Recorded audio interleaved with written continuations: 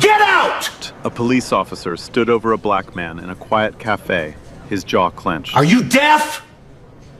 I said get out! You black people are just loitering around here, bothering everyone. The man set down his coffee cup, slowly, unfazed. I'm having breakfast with my mother, officer. I don't care if it's your mother or the president. The officer leaned closer, his voice lowered to a growl. You don't belong here. Go. Everyone in the cafe turned to look. A child clutched his mother's hand. No one dared breathe. The man looked up. Calm. Almost too calm. What the officer didn't know was that the man he was trying to get out had something in his jacket pocket. Something that would make him turn pale the moment he saw it. But before we get to that moment, let me take you back to the beginning, to the morning when everything was still peaceful. Briarwood, Virginia, a small town tucked into the Shenandoah Valley, about 2 hours west of Washington, D.C. The kind of place that shows up on postcards, old oak trees lining Main Street, brick storefronts with hand-painted signs, a farmer's market setting up 2 blocks down, where someone was already arguing over the price of peaches. It was early October. The air had that first crisp bite of fall. Leaves were just starting to turn gold along the ridgeline. Church bells rang somewhere in the distance. If you didn't know any better, you'd think nothing bad could ever happen in a place like this. Caleb Preston pulled into town just after 8 in the morning. He was driving a rented gray sedan. Nothing flashy, nothing expensive. Just a regular car for a regular visit. He'd left D.C. the night before, drove through the dark, slept a few hours at his mother's house, and woke up before she did. Today was her 68th birthday. Caleb was 42. Tall, lean, with close-cropped hair and a neatly trimmed beard starting to show flecks of gray. He wore a charcoal Henley, clean dark jeans, and a simple silver watch. No suit. No tie, no badge, nothing that said anything about who he was or what he did for a living. And that was on purpose. When Caleb was off duty, he was off duty. He wasn't Special Agent Preston. He was just Gloria's son, the one who didn't visit enough and always forgot to call on Sundays. He walked into the Copper Kettle at 8:30. The cafe sat on the corner of Main and Birch, a cozy little spot with exposed brick walls, mismatched vintage chairs, and a chalkboard menu behind the counter. The smell hit you the second you opened the door. Dark roast coffee, warm butter, and something sweet baking in the back. Lemon scones. Gloria's favorite. Nina Castellano, the owner, was behind the counter wiping down the espresso machine. She was a woman in her mid-30s with flour on her apron and a pencil behind her ear. She looked up and smiled when Gloria walked in. "Gloria, happy birthday, sweetheart. Your usual table?" Gloria Preston moved slowly, but with dignity. 68 years old, retired school teacher, silver hair pulled back in a neat bun. She wore a lavender blouse she'd ironed that morning. She had the kind of face that made you trust her immediately. "Nina, this is my son, Caleb, the one I keep telling you about." Nina extended her hand. "The mysterious son from D.C. Finally. Your mama talks about you every single week." Caleb smiled. "She exaggerates." "I do not," Gloria said, swatting his arm. Nina seated them at a window table. Sunlight poured through the glass, catching the steam rising from their cups. Gloria ordered her lemon scone and chamomile tea. Caleb got black coffee. They sat across from each other, and for a few minutes, the world was exactly right. "You look tired," Gloria said, studying his face. "Drove in late." "You work too much." "You say that every time." "Because it's true every time." Caleb grinned. He looked around the cafe. It was mostly full now. Older couples, a few families, a young mother with a toddler in a high chair. Everyone was white. He and his mother were the only black people in the room. He noticed something else, too. Gloria had chosen the table by the window, but she kept glancing toward the back corner, the quieter spot, the less visible spot. You usually sit back there, don't you? He asked. Gloria sipped her tea. I like the quiet. He didn't push. But he understood. He'd always understood. Then the front door swung open, and the energy in the room shifted. A Briarwood police cruiser had pulled up right outside the window. 2 officers stepped out. The first was a stocky man with a buzz cut and a ruddy, sun-roughened face. Sergeant Dale Whitmore. He walked like the sidewalk owed him money. Behind him, younger and thinner, was Officer Todd Brannigan, adjusting his belt and keeping 2 steps back. Whitmore pushed through the cafe door. He didn't go to the counter. He didn't order anything. He stood just inside the entrance, scanned the room from left to right, and stopped. His eyes landed on Caleb. And they stayed there. Whitmore didn't hesitate. He walked straight past the counter, past the couple sharing a muffin, past the young mother wiping her toddler's chin. He crossed that cafe like a man on a mission. And his mission was the only black man in the room. He stopped right at the edge of Caleb's table, close enough that his belt buckle was at eye level. He didn't greet them, didn't nod, didn't glance at Gloria. He just stood there, looking down at Caleb the way you'd look at something rotting on the sidewalk. "Morning," Caleb said. Whitmore didn't return it. "You, stand up." Caleb tilted his head. "Excuse me? Did I stutter? Stand up. I need to see some ID." The cafe went silent. Not the lazy silence of a Saturday morning, the kind of silence that comes right before something breaks. A fork froze halfway to someone's mouth. The espresso machine hissed behind the counter like a long, low warning. Caleb kept his voice steady. "Can I ask what this is about?" "It's about me giving you an order and you following it." Whitmore shifted his weight forward. His hand drifted to his belt. Not to his weapon, but close enough to send a message. "We've had reports of a suspicious individual in this area. Matches your description. So I need to see ID, right now." Gloria set her teacup down. Her hand trembled. "Officer, this is my son. He's visiting me for my birth. Ma'am." Whitmore didn't look at her, not even a glance. "I wasn't talking to you." The words landed on the table like a slap. Gloria's mouth closed. Her eyes dropped to her lap. 68 years of moments just like this one passed across her face in a single breath. Then she folded her hands together and said nothing. Caleb saw it, every bit of it.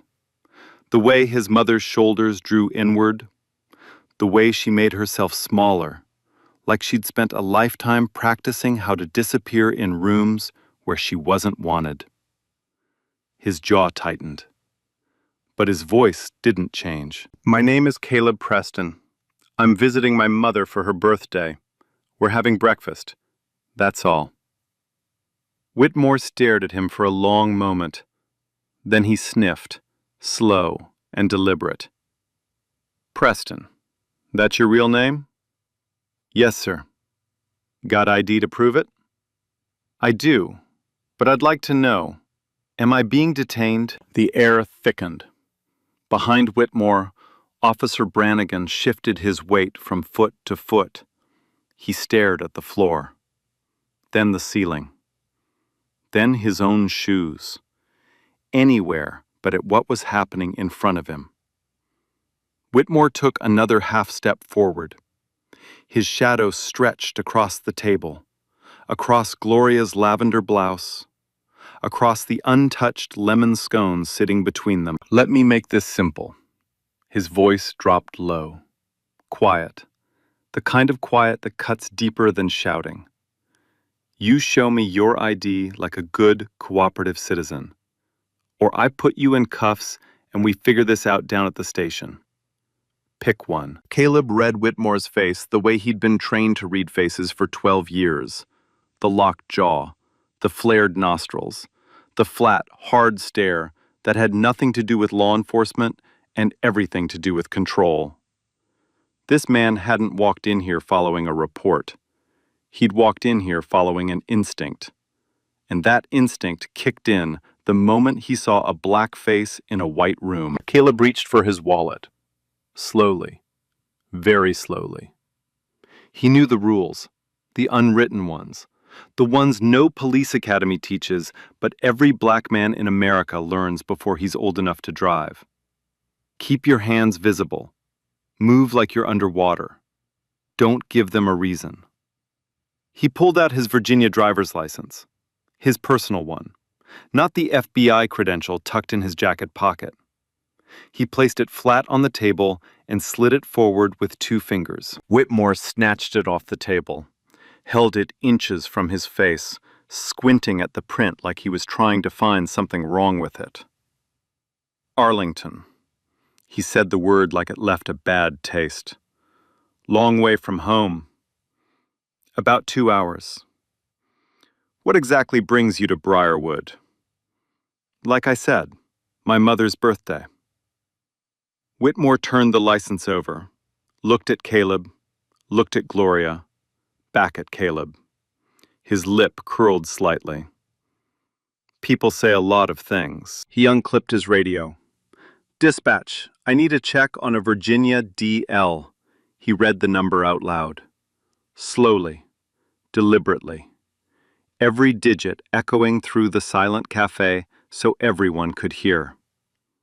While they waited, Whitmore didn't step back, didn't give them an inch of space.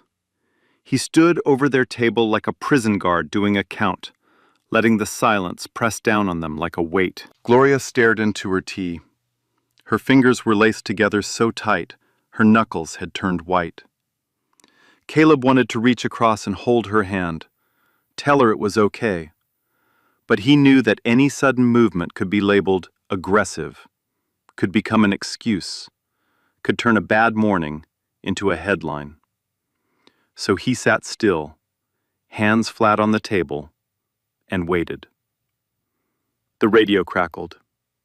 Subject comes back clean, no warrants, no flags.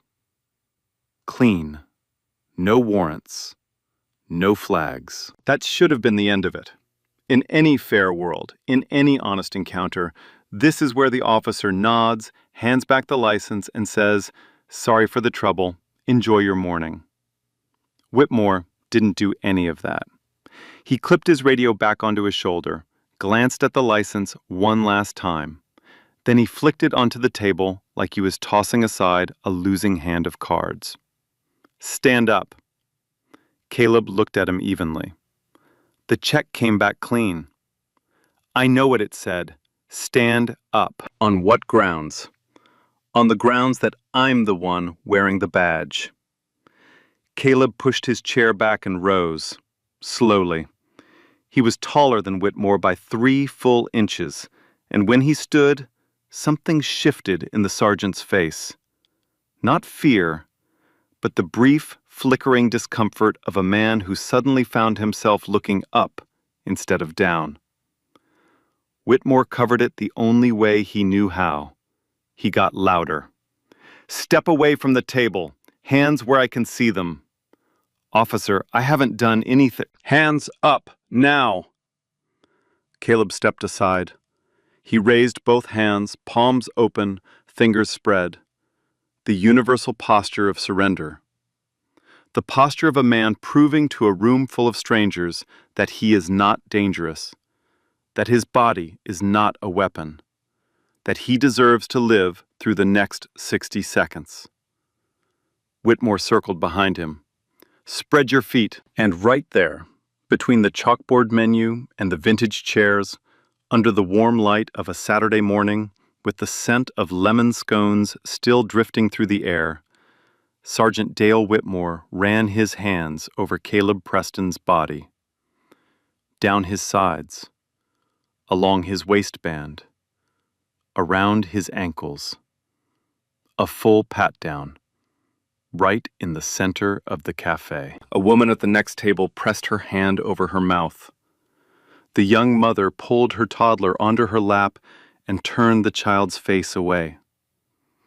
Nina gripped the counter with both hands, a dish towel twisted between white knuckles. And Gloria watched. She watched her son stand with his arms out and legs apart, while a uniformed stranger put hands on him like he was a criminal. Her lips pressed together until they vanished. A tear slipped down her left cheek. She caught it with the back of her hand before it reached her jaw. Whitmore finished. He found nothing. There was nothing to find. There was never going to be anything to find. He stepped back. This was the moment to stop. Every regulation said stop. Every protocol said stop. Every shred of human decency said stop. But Dale Whitmore had done the math. He'd made a scene. He'd gone too far to back down now. Walking away would mean admitting he was wrong. And admitting he was wrong in front of a room full of people who just watched him frisk an innocent man, that was something Dale Whitmore would never do. So instead of stopping, he leaned in. "People in here are uncomfortable," he announced, loud enough for every table to hear. "I think it's best you leave." Caleb lowered his arms. "I'm a paying customer, sitting with my mother on her birthday. I haven't broken a single law." Whitmore closed the distance between them. So close, Caleb could smell the stale coffee on his breath, the sharp bite of cheap aftershave clinging to his collar. "I'm not asking." His voice was barely a whisper now. "I'm telling you. Get out." Caleb didn't move. He stood exactly where he was, arms at his sides, breathing slow and even. 12 years of FBI training had taught him how to stay calm when everything around him was falling apart, how to read a room, how to control a situation without raising his voice. But this wasn't a federal operation. There was no backup on standby, no wire, no team watching through a one-way mirror. This was a cafe in a small town where he had no authority, no protection, and no badge on display. Right now, he was just a black man, standing in front of a white cop who had already decided how this was going to end. Whitmore tilted his head toward the window. "Your car, that gray sedan out front, that yours?" Caleb exhaled through his nose. "It's a rental. A rental." Whitmore repeated it slowly, like it confirmed something. He turned to Brannigan. "Todd, go run the plates, and take a look inside while you're at it." Caleb's voice came quick but controlled. "You don't have a warrant to search that vehicle." Whitmore smiled. It was the kind of smile that had nothing to do with happiness. "I don't need a warrant. I can smell marijuana on you. That gives me probable cause." It was a lie. A blatant, shameless lie. There was no marijuana. There had never been any marijuana. Every person in that cafe who was sitting close enough knew it.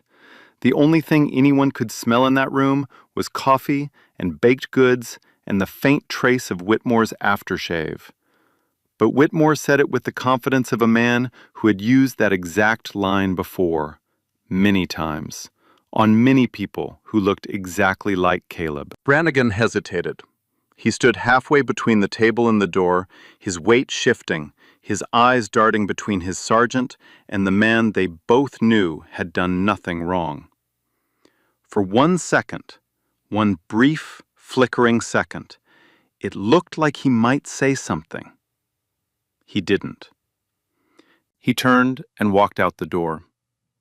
Through the window, Caleb watched him pop the trunk of the rental sedan, watched him open the glove compartment, watched him rifle through a duffel bag that held nothing but clothes, a birthday card, and a wrapped box containing a pearl bracelet Caleb had picked out for his mother 3 weeks ago. Inside the cafe, nobody moved.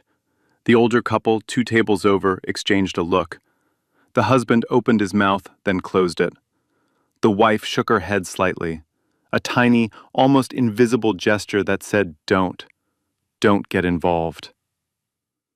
Nina stood behind the counter, gripping the edge so hard her fingernails were white. She swallowed once, then she spoke. "Dale, come on. This is way too much." Whitmore turned on her like she'd pulled a fire alarm. "Nina, You want me to call the health department down here for a surprise inspection? Because I can do that. I can do that today. So how about you stay behind that counter and mind your own business? Nina's mouth snapped shut. She took a step back. Her eyes went glassy, and she looked down at her hands. She didn't speak again. Gloria was still seated. She hadn't moved from her chair. Her tea had gone cold. The lemon scone sat untouched, a tiny birthday candle still lying beside the plate where Nina had placed it earlier as a surprise. Gloria's hands were trembling. Not the slight tremble of nerves, but the deep, rhythmic shaking of a woman fighting every instinct in her body to stay seated, while her son was being humiliated 3 feet in front of her. The front door opened. Brannigan came back in. His face was blank. His hands were empty. "Nothing, Sarge. Car's clean." Nothing. Clean. Again. 2 checks. 2 searches. 0 evidence of anything. And still, Dale Whitmore did not stop. He couldn't stop. That was the thing. He'd crossed too many lines to go backward. If he walked away now, every person in this cafe would know, really know, not just suspect, that this had never been about a report, never been about marijuana, never been about safety. It had only ever been about one thing. And that one thing was standing 6 feet tall, with his hands open and his mouth shut, waiting for it to be over. Whitmore's face was flushed. A vein pulsed at his temple. His breathing had changed, shorter, faster. He was a man whose bluff had been called, and the only card he had left was the badge on his chest. He pulled his handcuffs from the back of his belt. The metal caught the light as they swung from his finger. "Turn around." Caleb's eyes went to the cuffs, then back to Whitmore. "You're handcuffing me." "For officer safety, while I sort this out." "Sort what out? Your checks came back clean. Your search came back clean. There's nothing to sort out." Whitmore stepped forward. "I said turn around. Last time Whitmore pointed at her without looking. "Sit down." Caleb turned around. He placed his hands behind his back. And in the middle of the copper kettle, with the morning sun still streaming through the windows, Sergeant Dale Whitmore closed a pair of steel handcuffs around the wrists of an innocent man. The click was the loudest sound in the room. A teenage girl in the corner booth had her phone out. She'd been recording for the last 4 minutes. Her father leaned over and whispered for her to stop. She shook her head and kept the camera steady. An older white man at the next table, silver hair, flannel shirt, reading glasses hanging around his neck, finally spoke up.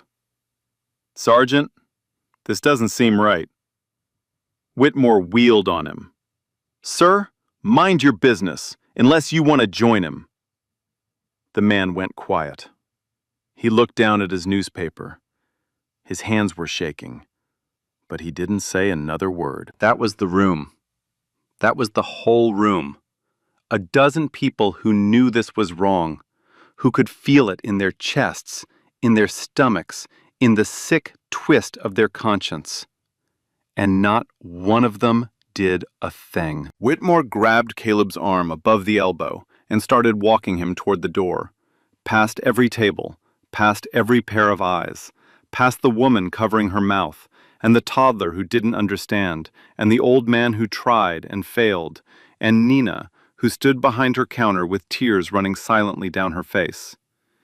Each step was slow, deliberate, a parade of power through a room full of witnesses who would remember this morning for the rest of their lives. Gloria sat frozen in her chair, both hands pressed flat against the table. Her eyes followed her son as he was walked across the room like a prisoner. The birthday candle beside her plate had rolled off and fallen to the floor. Nobody picked it up. At the door, Whitmore paused. He adjusted his grip on Caleb's arm and leaned close to his ear. But he didn't whisper. He said it loud enough for the whole room to hear. You people always think you can just walk in anywhere you want, sit anywhere you want, like you own the place. He pushed the door open with his shoulder. This ain't DC, boy. The word landed like a grenade. Boy. Caleb stopped walking. He planted both feet on the threshold. His shoulders squared, his chin lifted. And for the first time since Whitmore had walked into that cafe, something changed in Caleb's eyes. The patience was still there. The control was still there. But underneath it, deep, quiet, and absolutely certain, was something else entirely. He turned his head just enough to look Whitmore in the face. Sergeant Whitmore. His voice was calm, soft, almost gentle. And it was the most dangerous sound in the room. Before you take me through that door, I need you to do something for me. Whitmore frowned. You're not in a position to... My left jacket pocket. Caleb's voice didn't waver. Reach into my left jacket pocket. Something in Caleb's voice made Whitmore's hand stop mid-air. It wasn't a request. It wasn't a plea. It was the quiet, steady command of a man who had spent over a decade telling dangerous people what to do and having them listen. Whitmore frowned. His fingers hovered near the door frame. The cafe behind them was dead silent. Not even the espresso machine dared to make a sound. My left jacket pocket, Caleb repeated. Same tone, same volume. Like he had all the time in the world. Whitmore's eyes narrowed. He glanced at Brannigan, who stood 3 steps back with his arms hanging limp at his sides. Brannigan offered nothing. No help, no guidance, just a blank, terrified stare. Whitmore reached into Caleb's left jacket pocket. His fingers found something. Leather, small, folded. He pulled it out. A credential case. Dark leather, worn smooth at the edges. Whitmore held it in his palm for a second, feeling its weight. Then he flipped it open. The gold caught the light first. A shield, polished and heavy, stamped with an eagle and a circle of stars. Below it, a laminated photo ID. Caleb's face, clean and sharp. And above the photo, 5 words in bold blue lettering against a pale background. Federal Bureau of Investigation. Below that, in smaller print, Special Agent Caleb Preston. Whitmore stared at it. The color left his face in stages. First his cheeks, which had been flushed red for the last 20 minutes. Then his neck, then his ears. It drained out of him like someone had pulled a plug, and what was left behind was a shade of gray-white that made him look like a man who had just opened a door and found the floor gone beneath him. His mouth opened. Nothing came out. The credential case trembled in his hand. His grip had gone soft. So soft, the case nearly slipped through his fingers and clattered to the floor.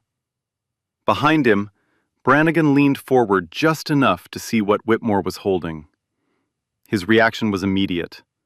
He took 1 full step backward and hit the wall. His shoulders pressed flat against the brick. His face went the color of old paper. The cafe had shifted. You could feel it, like the air pressure had dropped 10 degrees in a single second. The silence was no longer the fearful silence of people watching an injustice unfold. It was the breathless, electric silence of people watching the world flip upside down. Caleb turned his body to face Whitmore fully. His hands were still cuffed behind his back. His voice never rose above the volume of a normal conversation. Every word was measured, precise, and delivered with the calm authority of a man who had testified in federal courtrooms, briefed intelligence directors, and stared down suspects far more dangerous than a small-town sergeant with a power complex. My name is Caleb Preston. I am a senior special agent with the Federal Bureau of Investigation, assigned to the Washington Field Office, Counterintelligence Division. I have served 12 years in federal law enforcement. He paused. Let those words fill the room. In the last 35 minutes, you have conducted an illegal stop without reasonable suspicion. You have performed an unlawful search of a federal agent's vehicle without a warrant or valid probable cause. You have fabricated the odor of marijuana to justify that search. You have effected a false arrest, and you have violated Title 18 United States Code Sections 242, 241, 1001, and 1495. He listed the statutes the way a surgeon names instruments, without emotion, without hesitation, without mercy. Remove the handcuffs. Now. Whitmore's hands were shaking so badly it took him 3 tries to get the key into the lock. The metal scraped against metal. The cuffs clicked open and fell away. Caleb brought his arms forward. He rolled his shoulders once, straightened the cuffs of his Himley, adjusted his watch. He did not rub his wrists. He would not give this man that satisfaction. He would not show a single mark that Whitmore had left on him. He turned and walked back through the cafe, past the same tables, past the same eyes. But everything was different now. The woman who had covered her mouth was staring at Whitmore. The old man with the newspaper was sitting up straight. Nina had both hands pressed to her chest, her lips parted, tears still wet on her cheeks. Caleb sat down across from his mother. Gloria was looking at him with wide, shining eyes. Her hands were still trembling, but something new had crept into her expression. Something between relief and fierce, burning pride. He picked up his coffee cup. It had gone cold a long time ago. He took a sip anyway. Then he reached into his back pocket and pulled out his phone. He dialed a number. It picked up on the second ring. "Denise? It's Caleb." His voice was quiet, conversational, like he was calling about weekend plans. "I need you to send a team down to Briarwood, Virginia. Local PD situation. Civil rights violation. I'll brief you when you get here." A pause. He listened. "Yeah." He looked at his mother, then at Whitmore, still standing at the door, frozen, credential case dangling from his limp hand. It happened again. Again. That single word carried more weight than everything that had come before it. It told you this wasn't the first time. Not for Caleb, not for 1,000 other men who looked like him. The badge in the pocket was the exception. The morning that led to it was the rule. Whitmore didn't move from the doorway. He stood there like a man whose legs had forgotten how to work. The credential case still dangled from his hand. His mouth kept opening and closing, small, useless movements, like a fish dropped on dry concrete. Finally, words came, broken, stumbling. "Look, I had no way of knowing." Caleb didn't look up.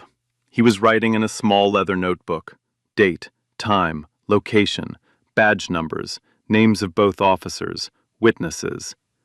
He wrote the way he always wrote, clean, methodical, unhurried. The handwriting of a man who had built federal cases on details smaller than these. Whitmore tried again. "There was a report. I was just doing my—" "There was no report." Caleb's pen didn't stop. "You and I both know that." Whitmore's mouth closed. He looked at Brannigan for help. Brannigan was pressed against the far wall, arms crossed, staring at a spot on the floor. He had already made his calculation. Whatever ship Whitmore was on, Brannigan was stepping off. The cafe was still frozen. Nobody had left. But the energy had reversed completely. 5 minutes ago, these people were afraid to look up. Now, they couldn't look away. Every pair of eyes was locked on Whitmore, watching a man shrink in real time. Nina came out from behind the counter. She walked to Caleb and Gloria's table with careful steps. Her face was blotched red, her hands still shaking. "I'm so sorry. I should have done more. I should have..." Gloria reached out and took Nina's hand. "You didn't do this, sweetheart. Don't carry that." Nina pressed her other hand over her mouth. She squeezed Gloria's fingers and stepped back. Caleb looked at Whitmore one last time. "I advise you to stay exactly where you are, Sergeant. Do not leave this location. Do not contact your department. Do not make any phone calls. Everything from this point forward will be documented." Whitmore leaned against the door frame. His legs seemed to give slightly. The ruddy color that had burned in his face all morning was gone, replaced by something gray and hollow. He looked 10 years older than he had 30 minutes ago. 43 minutes later, 2 black Chevrolet Suburbans pulled up outside the Copper Kettle. They parked nose to tail, right behind Whitmore's cruiser. 4 people in dark suits stepped out. Leading them was a woman in her early 50s, tall, sharp-featured, close-cropped natural hair, and a look on her face that could cut steel. ASAC. Denise Harlow, Assistant Special Agent in Charge, FBI Richmond Field Office. She walked into the cafe and assessed the room in 3 seconds. The handcuffs on the table, the shaken witnesses, the sergeant against the wall, Caleb sitting calmly with his mother. She went to Whitmore first. "Sergeant Dale Whitmore?" "Yes, ma'am." "ASAC Denise Harlow, Federal Bureau of Investigation." She held up her credential case. Let him see it. Let him feel the weight. "You are the subject of an active federal civil rights investigation, effective immediately." She extended her hand, palm up. "Your service weapon, your badge, now." Whitmore's hand went to his holster, his fingers wrapped around the grip. Then, slowly, he pulled the weapon out, checked the safety, and handed it over. His badge followed. He unclipped it and placed it in Harlow's open palm, like he was handing over a piece of himself. Harlow passed both items to an agent behind her without looking. She turned to Brannigan. "Officer Brannigan, you will be interviewed as both a witness and a potential accessory. Do not leave. Do not communicate with Sergeant Whitmore." Brannigan nodded fast, mechanical. He looked like a man trying not to throw up. The teenage girl who had recorded everything walked over to Caleb's table. She turned her phone screen toward him. "I got everything," she said quietly.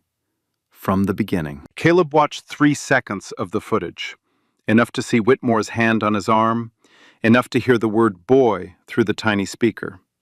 He nodded. "Thank you. That took courage." Harlow took the girl's name and contact information. The video was logged, preserved, and tagged as primary evidence. Outside, a small crowd had gathered on the sidewalk. Neighbors, shop owners, people from the farmer's market 2 blocks down. They stood in clusters, voices low, pointing at the black SUVs and the cruiser sitting between them, like a toy between 2 wolves. Word was already spreading. In a town this small, it moved faster than any headline. By noon, every person in Briarwood would know what happened at the Copper Kettle. By evening, the whole country would. The FBI moved fast. Within 48 hours, the Richmond Field Office had opened a formal civil rights investigation under Title 18 U.S.C. Section 242, Deprivation of Rights under Color of Law. 2 agents were assigned full-time to the case. Their first stop was the Briarwood Police Department's Internal Affairs Office. They requested Sergeant Dale Whitmore's complete personnel file. What they found inside should have been a surprise.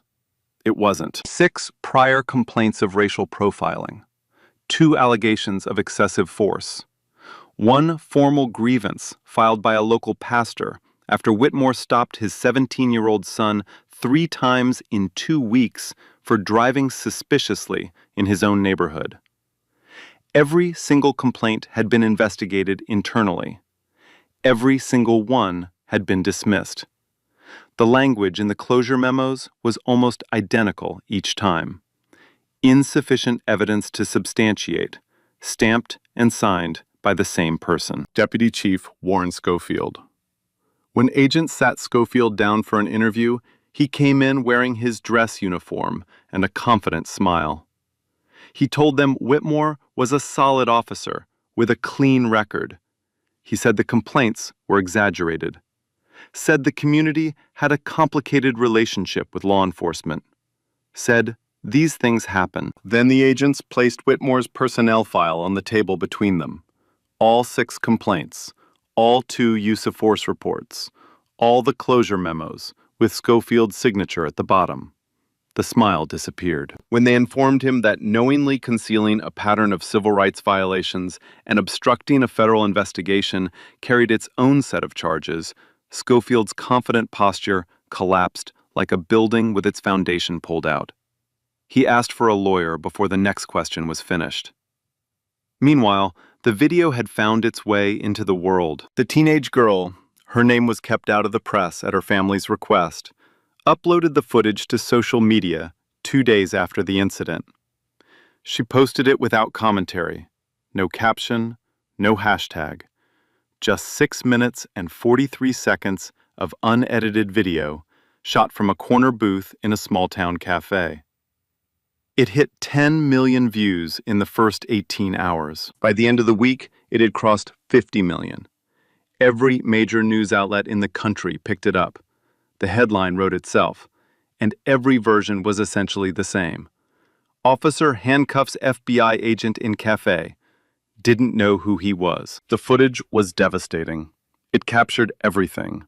Whitmore's hand on Caleb's arm, the pat-down between the vintage chairs, Gloria's tear, the word boy, clear as a bell through the cafe's ambient noise. And it captured the thing that no written report could ever convey, the casual, unhurried cruelty of a man who believed with absolute certainty that he would never face consequences. But what made the video truly viral wasn't the badge reveal. It was the conversation that followed. Comment sections exploded, not just with outrage, with recognition.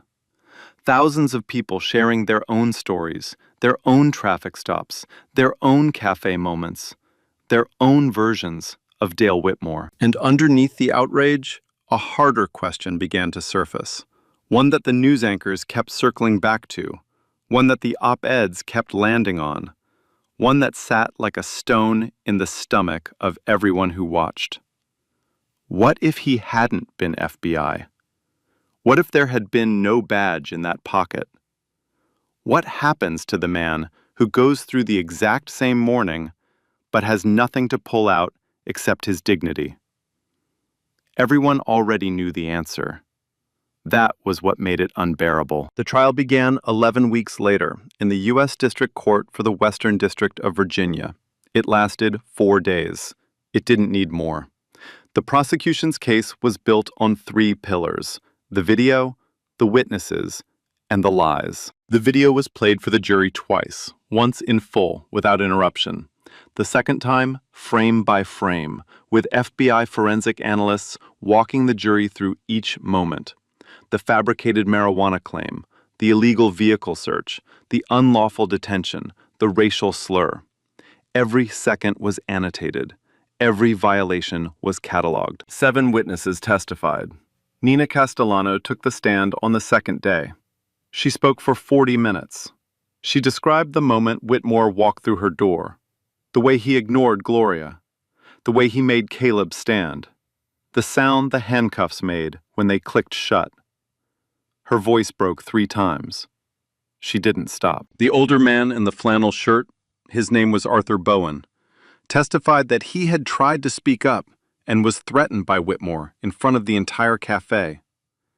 His hands shook the entire time he was on the stand, but his words were clear. Caleb testified last. He sat in the witness chair the way he sat in every federal proceeding, straight-backed, composed, precise. He recounted the events in chronological order, no embellishment, no emotion. just facts, delivered one after another with the steady rhythm of a metronome. His composure was more powerful than any outburst could have been. Whitmore's defense was simple. He claimed he was responding to a legitimate report of suspicious activity. His attorney argued that Whitmore had followed standard procedure and had no way of knowing Caleb's identity. The prosecution dismantled this in under 10 minutes. They pulled dispatch records, they pulled call logs, they pulled radio transcripts. There was no report. There had never been a report. No one had called. No one had flagged anything. The suspicious individual matching his description existed only in Dale Whitmore's imagination and his prejudice. The jury deliberated for 3 hours and 16 minutes. Guilty, on all counts. Sentencing came 2 weeks later. The judge, a 61-year-old woman who had spent 30 years on the federal bench, looked at Whitmore for a long moment before she spoke.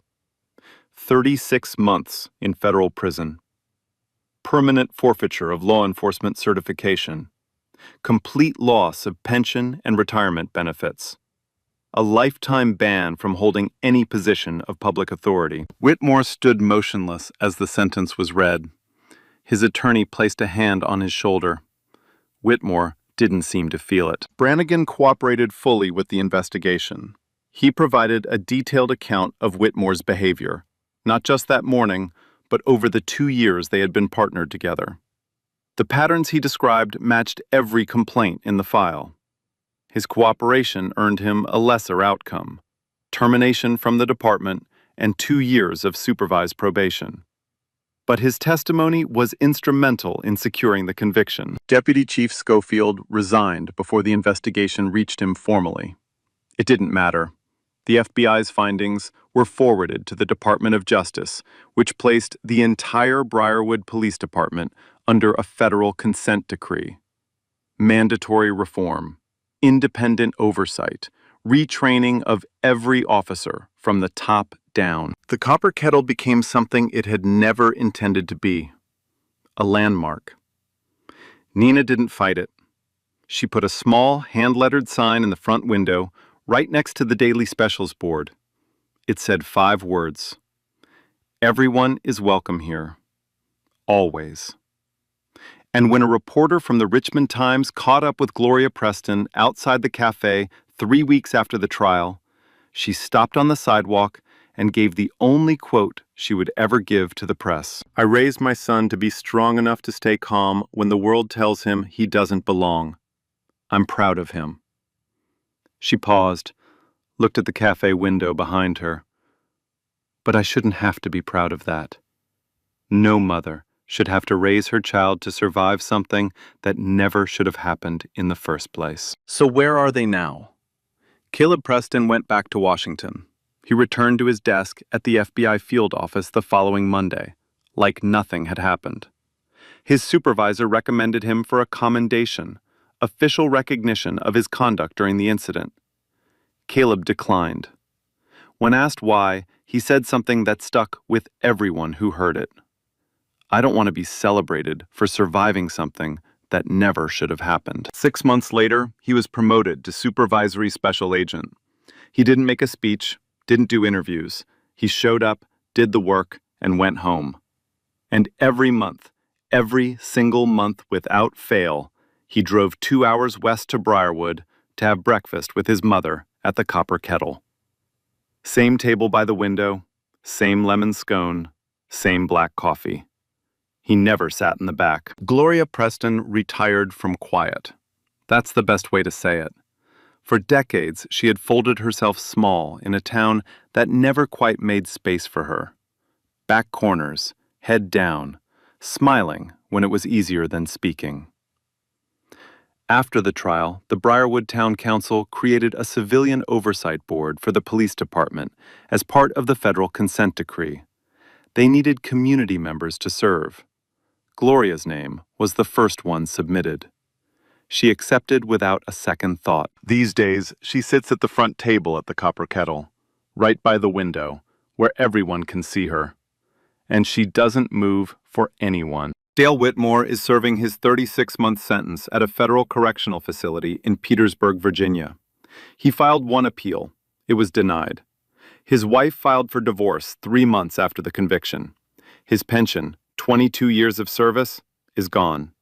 When he gets out, he will never wear a badge again, never carry a service weapon, never hold any position of public trust. He will, however, have to live in a world where 6 minutes and 43 seconds of video will follow him for the rest of his life. Every job application, every Google search of his name, every room he walks into where someone pulls out a phone and whispers, "Wait, isn't that the guy from the Café video?" That's his sentence beyond the sentence. And it doesn't have an end date. Todd Brannigan left law enforcement entirely.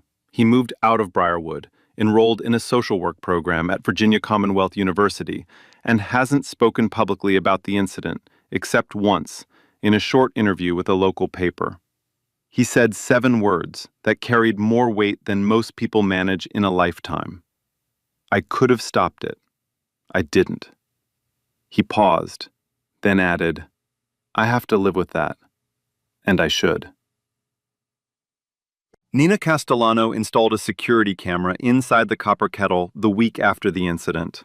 She testified before a state legislative committee in Richmond about the need for bystander intervention training, teaching everyday people how to step in safely when they witness something wrong.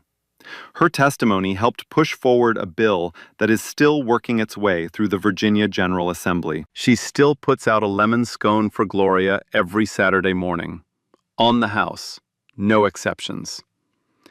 And the teenage girl who filmed it all? She's in college now, studying journalism.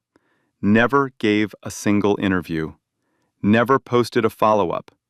Never tried to make $1 off the video. When a classmate asked why she kept recording after her father told her to stop, she shrugged. Because somebody had to. That's the uncomfortable truth at the center of this story. Justice shouldn't depend on status. It shouldn't matter whether the man in the cafe is a federal agent or a school teacher, a CEO or a mechanic. The Constitution doesn't have a VIP section. Dignity isn't something you earn by flashing a badge.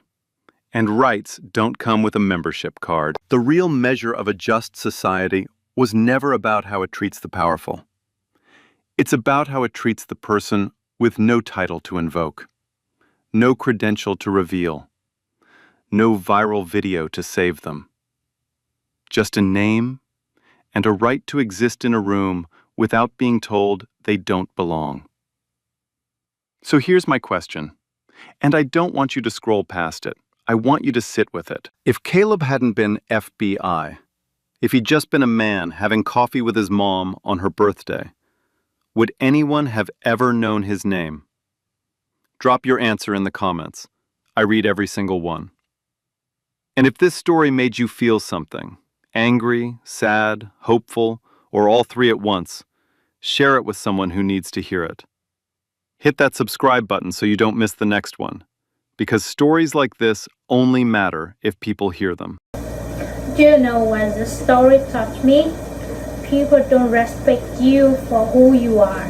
They respect the title, the badge, or season. Whitmore looked at the celeb and saw a black man in a cafe. Nobody was respecting. But the second he saw those 3 letters, FBI, suddenly it's served. Suddenly he's seeking. Same man, same face, nothing changed except a piece of metal in a leather case. And that's the problem. We don't see people, we see status, we see power, and if you don't have it, you are invisible. But here's what I need you to understand. Your worth is not your job title, it's not your bank account, it's not 3 letters on the badge. You are worthy of respect just because you exist. Period. And anyone who only judged you right after they find what you are, they never respected you. They respected your position. There's the difference, a big one. And the other lesson, being quiet, not being safe. Brandigan stood right there. Everybody in that cafe knew it was wrong, but nobody moved. And when you say nothing, you are not neutral. You are choosing a side. You just don't want to admit which one. Think about this. Do you respect people for who they are or for what they have? Tell me in the comments. Like, share, and subscribe. Real stories, real justice every week. And remember, you don't owe the world proof that you matter. You already do.